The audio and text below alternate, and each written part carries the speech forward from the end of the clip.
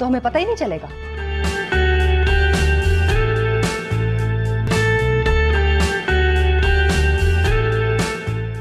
मैंने हमेशा आपका हर हुक्म माना है Sai,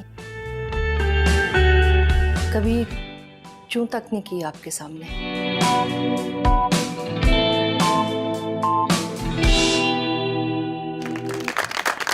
welcome to the show जिया।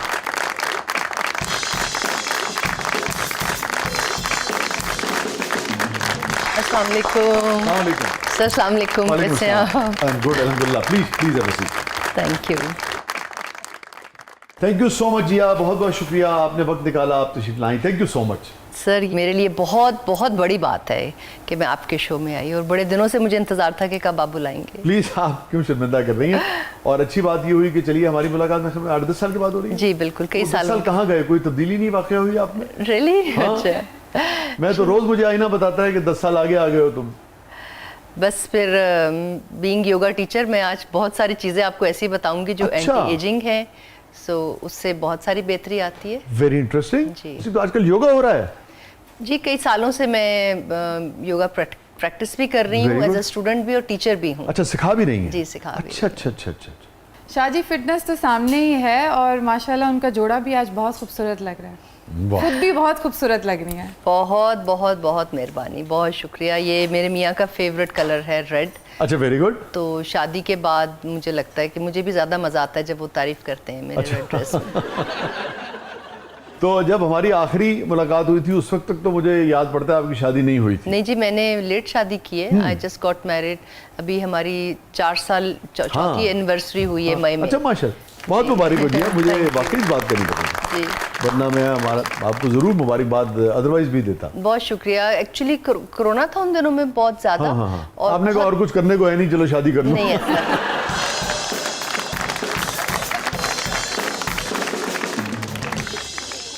ऐसा नहीं था, मेहमान कम बुलाने हुए, सिर्फ निकाह किया। ये भी आपने सोचा होगा कि अच्छा है, बुलाना नहीं पड़ेगा। नहीं, मैं वैसे भी मैं समझती हूँ मुझे शायद ये मेडिटेशन और योगा और ये सारे प्रोसेस के बाद 20-22 साल से मेरे में वो पागलपन वाला दिखावा वो पहले भी नहीं था, अभी भी नहीं है। सो मैं समझती हूँ कि बहुत ज़्यादा पैसे शादियों पे नहीं खर्च बहुत करने अच्छी चाहिए। बात कर रही हैं आप, बहुत अच्छी बात। ये योगा वाली बात जो है ये मेरे पहले इल्म में नहीं थी। अच्छा। ये कैसे, फिटनेस का तो सबको ही होता है और होना भी चाहिए, आपको फिट रहना चाहिए। जो टेलीविज़न के हमारे दोस्त हैं उनको और ज़्यादा अपने आपको ख्याल रखना पड़ता है, मगर ये योगा की तरफ आप कैसे निकल गई? मुझसे ना फर्स्ट साहब नमाज नहीं पढ़ी जाती थी, जा नमाज पे होके भी ना दिमाग बहुत इधर उधर भागता था। अच्छा। तो मुझे ये लगता था कि हम बहुत सारे मामले में ज़िंदगी में बेईमानियाँ करते हैं और इधर उधर की बातें भी हो जाती हैं, यू नो। तो ये जो एक मामला है आपका खुदा के साथ, ये ज़रा नाइंसाफ़ी मुझे लग रहा था, दिमाग बहुत भागता था। ठीक है, मैं अगर ये समझूं आपकी बात को कि आप कह रही कि यकसुई नहीं हो पाती जी, फोकस नहीं मेरा हो पाता फोकस था। नहीं हो और पाता। फिर बाद में जब मैंने इस चीज़ के बारे में डिस्कस किया तो मुझे पता चला कि बहुत सारे लोगों का ये इशू है। ये ब्रेथ का इशू होता है, आपका ब्रीदिंग का इशू होता है। तो फिर मैंने मेरे भाई ने, मुन्ना मुश्ताक ने कुछ एक कोर्स किया हुआ था जो एंजाइटी, स्ट्रेस और आपकी जो, क्योंकि अब हमारी इतने मुश्किल ज़िंदगी होती है एज एन आर्टिस्ट और बहुत टाइम टेबल ऊपर नीचे होता है, तो मुझे वो लगता था कि मुश्किल रोल भी मुझे करने का शौक है। सो वो स्ट्रेस बहुत ज़्यादा जनरेट हुआ था। अम्मी की डेथ के बाद भी प्रॉब्लली मैं वो लेट गो नहीं कर पा रही थी चीज़ें, तो मेरी नींद का इशू हो गया था। और बाद में पता चला कि बचपन से मेरे सांस का इशू था। अच्छा, यू नो, स्लीप एपनिया जिसे कहते हैं। जी, तो अच्छा। या तो बहुत नींद आती थी या बहुत कम आती थी। अच्छा। तो फिर उसके लिए मैं दवाइयों और शॉर्टकट की तरफ नहीं गई। तो जो रीज़न था मेरा इस चीज़ का, उस पर मैंने काम किया। और अब तो 25 साल से ऊपर हो गए हैं कि मैं इस चीज़ को रेगुलरली, ब्रीदिंग टेक्निक्स को रेगुलरली करती हूँ। अच्छा, वेरी गुड। योगा और मेडिटेशन जो बेसिकली आपकी है ना, वो आपको आपकी प्रेजेंट मोमेंट में रखती है, आपको लम्हे मौजूद में रखती है। वाह वाह। तो आपके ऑर्गन्स जो है ना वो फिर लम्हे मौजूद में काम करते हैं। वाह वाह वाह। अगर सुकून चाहिए, जी, देखिए हम योगा तो नहीं करते मगर शायद योगा को समझ तो सकते हैं ना। अगर सुकून चाहिए इस लम्हे मौजूद में तो, अगर सुकून चाहिए इस लम्हे मौजूद में तो आओ इस लम्हे मौजूद से बाहर निकले। अब ये फरमाइए कि ये जो हेल्थ के हवाले से कोई ऐसी चीज़ जो उठते बैठते चलते फिरते कुछ ऐसी तो नहीं कि आपसे अगर कहें कि जी 1 आध मिनट में कोई ऐसी चीज़ बता दें जिससे कहते हैं ना हींग लगे ना फिटकरी, किसी का कुछ भी नहीं लगता कि यार ये तो कर लिया करो, तो आप हैं और आपके देखने वाले हैं। देखिए जी, हर इंसान का लाइफस्टाइल ना टोटली डिफरेंट होता है। मैं थोड़ा सा अवॉइड करती हूँ, अब करना ज़्यादा शुरू हो गई हूँ कि आप कोई ऐसा शॉर्टकट मशवरा अगर किसी को दें तो वो सारा साल ही वो यूज़ करता रहता है। तो मैं कोई टोटके उस तरह वाले नहीं देती कि ये खा लें या वो खा लें। हर इंसान की बॉडी लाइफस्टाइल डिफरेंट होता है। सो एक सांस ऐसी चीज़ है वसी साहब जो कि सब एक ही जैसा ले रहे हैं और हर एक की जरूरत है। तो अगर हर फर्क है, मैं आपको बताऊं, कैसे डिफेंस में अलग है, शादरे में अलग है। So sad and unfortunate. जी हाँ, ये बड़ा अनफॉर्चुनेट है। डिफेंस तो होने नहीं चाहिए, मैं समझती हूँ।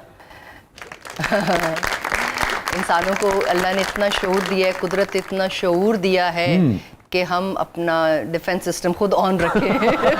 अपना जाती डिफेंस सिस्टम अगर हम ऑन रखें तो हमें किसी डिफेंस की जरूरत नहीं है। अच्छी बात की आपने। कोई लड़ाइयाँ ना हो, कोई झगड़े ना हो, दुनिया पुरसुकून हो। जो सांस एक ऐसी चीज़ है जो हम सब इंसानों के पास, चाहे वो डिफेंस में रहता हो या कहीं भी रहता हो, सो वो एक ही जैसा आ रहा जा रहा होता है और सूरज और चांद के मुताबिक उसके डिफरेंट मामला होते हैं। इसमें भी आपको पढ़ने की ज़रूरत नहीं है। लेकिन जो भी सांस आपका आ रहा है नाक से और जा रहा है, राइट और लेफ्ट नॉस्ट्रल से सांस जो आ रहा है और जा रहा है, सिर्फ आंखें बंद करनी है। दिन में कुछ सेकंड से अगर आप ये स्टार्ट करना शुरू करें ना, आंखें बंद करके बिल्कुल कमर को सीधे रखते हुए सिर्फ अपने सांस पे फोकस करें। किस नथली से आ रहा है, नॉस्ट्रल से, कौन सी नॉस्ट्रल, जो ये राइट नॉस्ट्रल है, लेफ्ट नॉस्ट्रल है, इससे सांस आ रहा है और जा रहा है। इसको सिर्फ आपने महसूस करना है। तो जो भी आपके दिमाग में एक रील चलती है, वो अनलिमिटेड बातें आ रही होती हैं और जा रही होती हैं, वो फोकस होने शुरू हो जाता है। वो आप प्रेजेंट मोमेंट में, लम्हे में आने शुरू हो जाते हैं। ये इतनी आसान और हज़ारों साल पुरानी टेक्निक है। तो मेडिटेशन होगी ना? मेडिटेशन होगी। अगर आप नमाज में भी आपको इशू हो रहे हैं, जैसे मुझे होते हैं और बहुत सारे लोगों को होते हैं। अब जब मैं टीच करती हूँ योगा या कोर्सेज कराते हैं हम, तो बहुत सारे लोग ये कंप्लेन लेके आते हैं कि हमारा नमाज पे भी जो है ना, जहाँ नमाज पे होके भी हम जहाँ नमाज पे नहीं होते। तो ये बड़ी चीज़ होती है कि लोगों की जो ऑर्गन्स हैं यहाँ से आके इशू में आने शुरू रहते हैं। डाइजेस्टिव सिस्टम, नींद का सबसे ज़्यादा प्रॉब्लम लोगों को। और ये जो ब्रीदिंग प्रैक्टिस आप बता रही हैं, कितनी देर तक इसको रख सकता है आदमी, कितनी देर तक रखना चाहिए इसको? जितना अगर आप रेगुलरली प्रैक्टिस करेंगे, दिन में 2-3 दफ़ा करेंगे, तो 4-5 मिनट, 10 मिनट, 15 मिनट। जैसे मैं कोई कम से कम 5-7 साल से रेगुलरली कुछ कोर्सेज ऐसे कर रही हूँ। सो मेरा 2.5 से 3 घंटे मैं बगैर हिले जुले और बगैर आंखें खोले हुए यहाँ पे फोकस करके बैठ सकती हूँ। तो उससे आपकी स्पाइन सीधी रहती है, ठीक है, और वो जो पूरा ऑक्सीजन है वो बॉडी को प्रॉपर मिलता है। आप खुद भी कुछ सीधे रहते होंगे।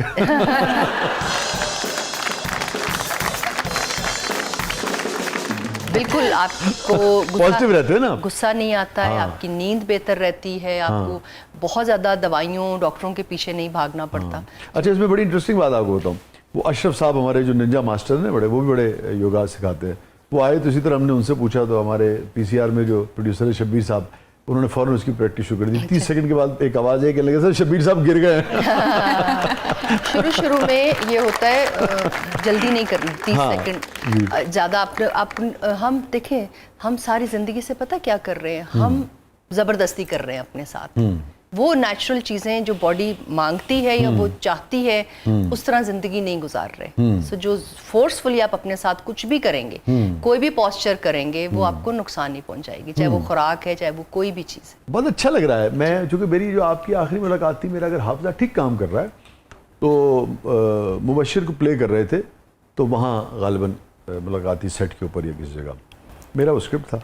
तो मुझे बड़ा अच्छा लग रहा है। मैंने सोचा भी नहीं था कि जब 8-10 साल के बाद मुलाकात होगी तो वही जो लड़की है वो एक फ़लसफ़ी बन चुकी होगी है। रियली, अगर आपको लग रहा है तो मेरे लिए नहीं, मुझे बहुत ही अच्छा लग रहा है। और मैं ये चाहूँगा कि लोग, हम सबको ये सीखना चाहिए कि ज़िंदगी की हर मोड़ पे जब तक आप अपनी ज़िंदगी खुद आसान नहीं करेंगे ना, आप किसी को और हर मोड़ पे हम ये तय कर सकते हैं कि हाँ, मुझे अगले 10 साल में ये फलाना इल्म सीखना है और उसको पढ़ना है, उसको सीखना है, संजीदगी से सीखना है, और अगले 8-10 साल में मैं उस इल्म में इतना माहिर ज़रूर हो जाऊंगा कि एक संजीदगी से एक बात कर सकूं और पता लगे कि हाँ यार, मैं इस इल्म को अच्छा खासा जानता हूँ। मेरी बहुत तालियां।